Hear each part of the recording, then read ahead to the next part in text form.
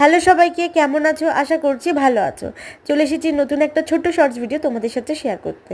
আজকে শর্টস ভিডিওতে দেখাবো আমার মা বাড়িতে আমাদের জন্য কিভাবে সুপি নুডলস তৈরি করে থাকেন।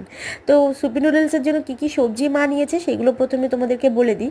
তার জন্য এখানে নেওয়া হয়েছে আলু, টমেটো, ক্যাপসিকাম, গাজর, শসা আর কাঁচা লঙ্কা।